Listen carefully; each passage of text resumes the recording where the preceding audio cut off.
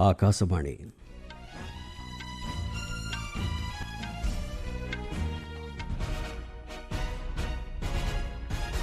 संवाद पढ़ुछंती चंदन घोष। मुख्य संवाद मणिपुर को दुईदिनिया गस्तर जाई इम्फाल रे पहुंचिले राष्ट्रपति। शांति और विकास लगी निया जाउथिबा पदक्षेप को समर्थन करने लगी राज्यवासी को देले आह्वान। 6टी राज्य और केन्द्रशासित अंचल में जारी रहितिबा स्वतंत्र भोटर तालिका संशोधन प्रक्रियार कार्यसूची रे परिवर्तन कले निर्वाचन आयोग। विदेश में कार्यरत भारतीयों सुरक्षा कल्याण को भारत सर्वोच्च प्राथमिकता देइथाय कहिले वैदेशिक व्यापार राष्ट्रमंत्री। विमान चलाचल अव्यवस्था द्वारा प्रभावित यात्री को 10,000 टंका लेखाएं क्षतिपूरण राशि प्रदान करिबो बोली घोषणा कला इंडिगो। एवं नुआ चंडीगढ़ रे चलीथिबा द्वितीय टी20 क्रिकेट मैच रे दक्षिण आफ्रिका विपक्ष में टॉस जीति प्रथमे बोलिंग करने को भारतर निष्पत्ति।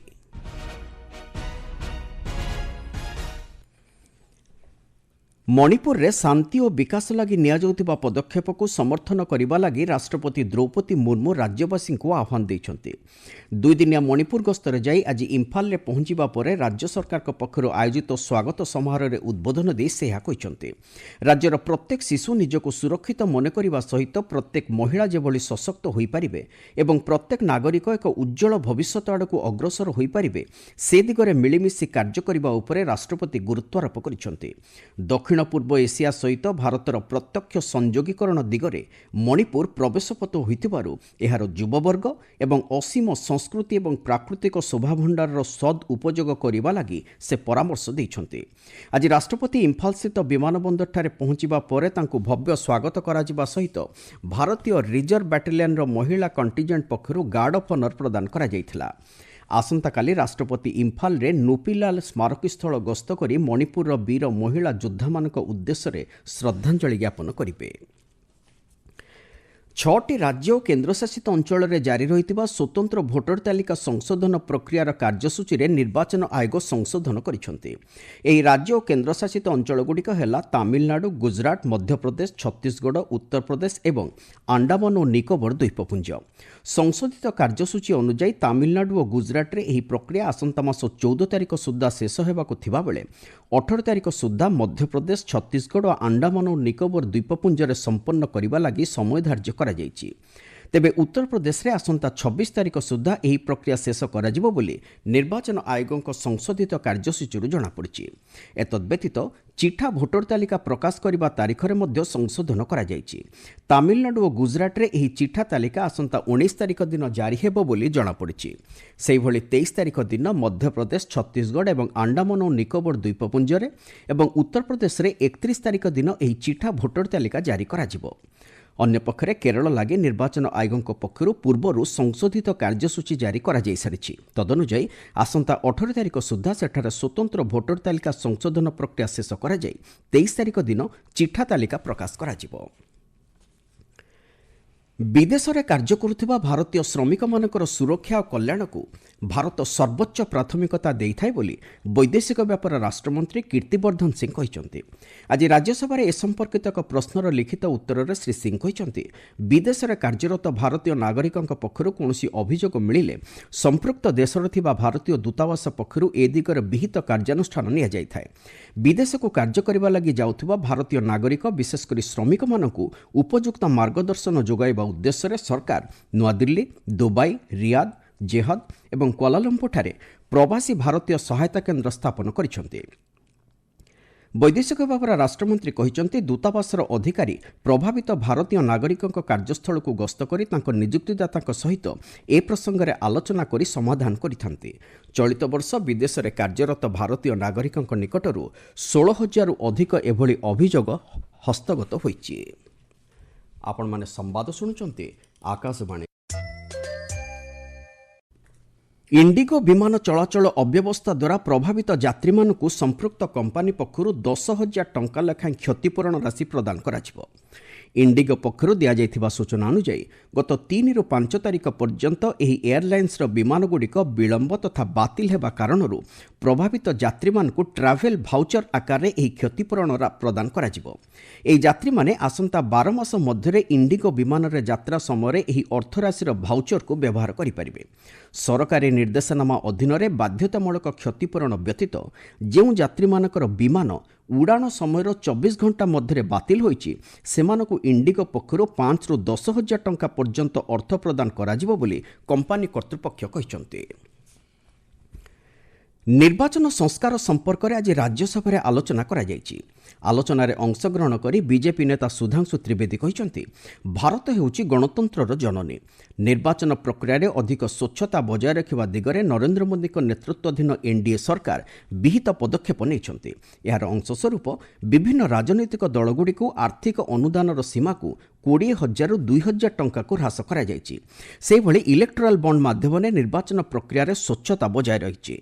भारत को विश्व एक सक्रिय गणतांत्रिक देश भाव अभिहित कर श्री त्रिवेदी कहते पूरे पूर्वी गोलार्ध में यदि एकमेव absolute vibrant and consistent democracy है तो वो सिर्फ भारत। आज दुनिया में लोकतंत्र के अंदर सिर्फ 34% जनसंख्या है जिसमें 17% हम हैं।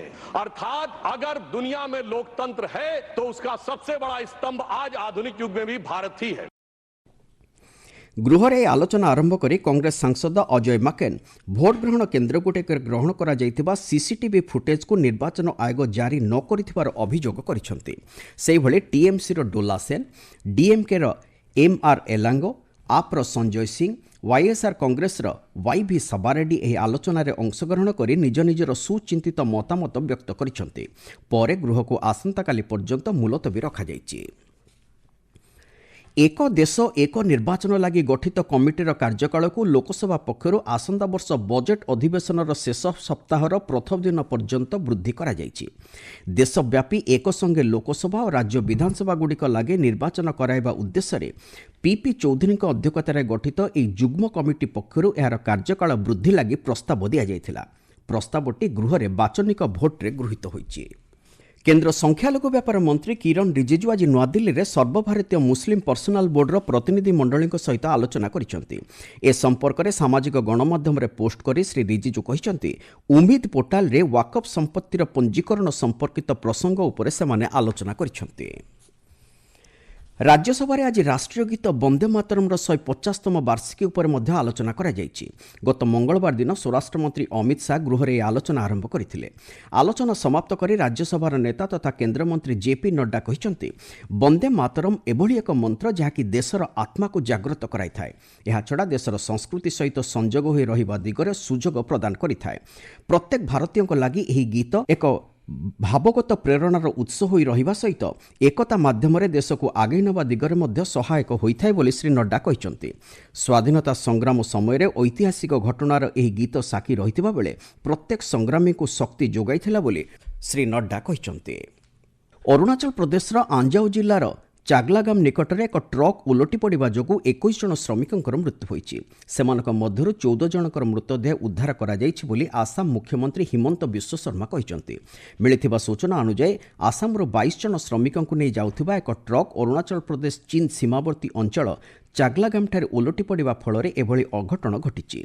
भारतीय सेना, एनडीआरएफ, एसडीआरएफ, ग्रेफ और जिला प्रशासन पक्षरु संपृक्त अंचल में तलाशी उद्धार कार्य जारी रही।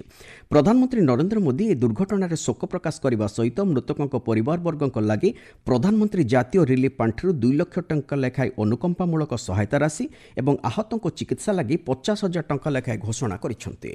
क्रिकेट नुआ चंडीगढ़ में चली द्वितीय टी20 क्रिकेट मैच रे भारत दक्षिण आफ्रिका विपक्ष में टॉस जीति प्रथमे बोलिंग करने को निष्पत्ति नहीं। यह मैच संध्या 7टार आरंभ होइछि। संवादटी प्रस्तुत होगा समय दक्षिण आफ्रिका 3 ओभर कौन विकेट न हराई 22 रन संग्रह करिछि। सूर्यकुमार यादव नेतृत्व में चली 5 मैच विशिष्ट टी20 सीरीज रे भारत वर्तमान 1-0 रे आगुआ रही। मुख्य संवाद गुड़िक पुणी थे। मणिपुर को 2 दिनिया गस्तरे जाई इम्फाल रे पहुंचिले राष्ट्रपति। शांति और विकास लगी निया जाउथबा पदक्षेप को समर्थन करने लगी राज्यवासी को देले आह्वान। ଛଅଟି ରାଜ୍ୟ ଓ କେନ୍ଦ୍ରଶାସିତ ଅଞ୍ଚଳରେ ଜାରି ରହିଥିବା ସ୍ୱତନ୍ତ୍ର ଭୋଟର ତାଲିକା ସଂଶୋଧନ ପ୍ରକ୍ରିୟାର କାର୍ଯ୍ୟସୂଚୀରେ ପରିବର୍ତ୍ତନ କଲେ ନିର୍ବାଚନ ଆୟୋଗ। ବିଦେଶରେ କାର୍ଯ୍ୟରତ ଭାରତୀୟଙ୍କ ସୁରକ୍ଷା ଓ କଲ୍ୟାଣକୁ ଭାରତ ସର୍ବୋଚ୍ଚ ପ୍ରାଥମିକତା ଦେଇଥାଏ କହିଲେ ବୈଦେଶିକ ବ୍ୟାପାର ରାଷ୍ଟ୍ରମନ୍ତ୍ରୀ। ଏବଂ ବିମାନ ଚଳାଚଳ ଅବ୍ୟବସ୍ଥା ଦ୍ୱାରା ପ୍ରଭାବିତ ଯାତ୍ରୀଙ୍କୁ 10,000 ଟଙ୍କା ଲେଖାଏଁ କ୍ଷତିପୂରଣ ରାଶି ପ୍ରଦାନ କରିବ ବୋଲି ଘୋଷଣା କଲା ଇଣ୍ଡିଗୋ। ସମ୍ବାଦ ଶେଷ ହେଲା।